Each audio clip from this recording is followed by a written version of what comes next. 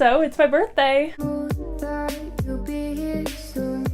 And since it's my birthday, I decided that I was going to do the birthday book tag. And this is just a tag that I found on YouTube because I was just searching for something to do. I wanted to film something, and this is what came up. And I'm just very excited to answer these questions. They seem really interesting, and I tried to find like some different responses than you've seen from me on this channel. So the first question is Birthday Cake, a book that has a cliche plot, but you adore it anyway. And that book for me is Love and Gelato by Jenna Evans Welch, and I love this book so much. It's so cute, and it's perfect if you want like a very fluffy contemporary romance. Also, if you're a fan of Mamma Mia like me, then you would also really like this book because it's very, very similar, at least in plot, to Mamma Mia. Overall, this is a super cute book, and it's definitely one that I feel like I want to reread soon, mainly because I feel a little down being cooped up in my house literally 24/7 and having nothing to do except for watch Downton Abbey with my mom. The second question is Party Guest, your most anticipated release for this year. And I feel like mine is definitely The Betrothed by Kira Cass. I feel like a lot of releases this year I'm not super pumped about, like nothing is really striking a chord within me. However, The Betrothed is one that I am so excited about and I can't even explain it. Basically, I'm a huge Kira Cass stan. I love the Selection series. It's one of my favorite book series of all time. And when I heard that she was writing a new book, The Betrothed, I was like, what? This book is coming out in 2020. It sounds amazing. I think basically it's about this girl and she's like rich possibly, or she has a title or something, and she's betrothed to this guy that she doesn't know. That's about my extent of my knowledge of this book. That's about it. That's all I have. But ever since I reread The Selection last year, I have just been so excited about anything Kira Cass. I will take it. I'm excited, and the cover looks so cute. The next question is Birthday Presents, and that is a book that surprised you with how much you loved it. So for me, I'm gonna have to go with Coralville by Stephanie Garber because this book genuinely surprised me when I read it. I love this book, but I definitely did not go into it thinking that I was going to love it. Basically, I read it kind of near when it came out, or near when it had a lot of the hype that it had. And a lot of people were pretty split on their opinions of this book. And the majority of people that I followed on Twitter at that point really did not like Coralville. They were pretty anti-Coralville, which I understand. You know, it's not a crime to be anti a book. But I was very intrigued as to why people hated this book so much. And I wanted to read it. So I actually listened to it as an audiobook, and I loved it. I fell in love with this book and this series, and I loved it so much that even though I got it as an audiobook, I had to get it as a physical copy. And I also got it signed last year at Y'all West, and I met Stephanie Garber. She was literally amazing. But anyway, I really loved this book. I love Scarlett and Tella as main characters, and I love their love interests. I love all the drama that happens, and I don't find this book super cliche or boring or frustrating or stupid or whatever people say about it. I think that it's fantastic. Specifically this book, I think this is definitely the best book in the series next to Finale, which is the last book. And the middle book kind of loses its way a little bit, but Coralville is that bitch. She is iconic. The next question is Happy Birthday Song, and that is a book that deserved all of the hype that it got. So I hope that this is a super obvious answer, and that is Radio Silence by Alice Oseman. I feel like this is one of the most hyped books on BookTube and Book Twitter, and it 100% deserves all of the hype that it gets. The fact that it's really kind of not centering around romance is awesome. I love that. And I don't know, just Radio Silence is such a cute book. I loved it. It's really long, but it doesn't feel long when you're reading it because the chapters are super short, so it just flies right by. And I loved it. I definitely can see myself rereading this in the future. The next question is Happy Music, and that's a book that has some really beautiful and truly memorable quotes.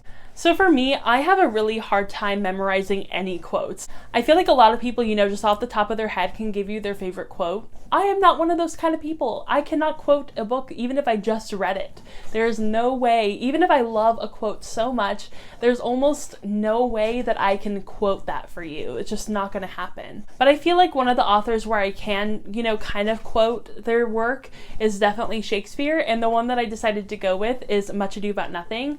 This has one of my all-time all-time favorite quotes in it. I am not going to attempt to quote it by heart, but basically Beatrice says, "No, sure, my lord, my mother cried, but then there was a star danced, and under that was I born." And that is one of the best quotes ever. And there's also a quote before that where she says, "But I beseech your grace, pardon me. I was born to speak with all mirth and no matter." There's just so many great quotes within Shakespeare, and just within this play in general. There's just so many amazing quotes. The next question is one I'll actually have to read because it's super long, and that is Getting Old, a book that you read a long time ago, but you think you would appreciate more if you read it as a more mature reader. And this question was super easy to answer because I have so many books from my childhood that I feel like I would appreciate more if I read it as an older reader. And the one that I ended up choosing is Fairest by Gail Carson Levine, and I actually have read this as a more mature reader, and I did enjoy it and appreciate it more now than what I did when I was like 11 or 12 when I first read it. So basically this is a Snow White retelling in kind of like the style of Gail Carson Levine, because you know she does kind of turn fairy tales on their head, and this one was no different. It's set in the same world as Ella Enchanted, so they are in the same universe. And Ella of Frel is mentioned in this book, though she's not really seen, she's just mentioned. Basically, this is about a young girl, and she goes to the palace, and she ends up being like a lady's maid to the queen. And basically in this kingdom, music and singing is very highly valued, and the queen is a very bad singer. She cannot sing, but the main character can sing, and her name is Aza. And so Aza is a beautiful singer, and she can throw her voice, which basically means that when she sings, she can, you know, throw it across the room so it sounds like it's coming from a different direction. And that's how she's able to make sure that the queen can sound good when she's singing. But also Aza is plus size, and that's kind of what I loved about it when I was younger, and it's still what I love about it today. I do remember that when I was rereading this as an adult, I was a little nervous that it would be fat phobic or that it wouldn't really hold up to today's standards, but I actually was so surprised by it, and I was so thrilled that it actually does hold up to today's standards, and I was just really impressed. I think it's a really great book. If you're looking for fat representation in fantasy, this is a great place to start. I love it. It's absolutely fantastic. Gail Carson Levine is a wonderful writer, and this book is literally timeless. It's just wonderful. And the last question is Sweet Birthday Memories, a book that kept you incredibly happy during a sad or demanding time of your life. And for that one, I ended up choosing Queen of Nothing. And for that one, I ended up choosing Queen of Shadows by Sarah J. Maas. And I know that's probably very surprising, but Queen of Shadows is my favorite book from this series. It's just a lot of fun and very entertaining.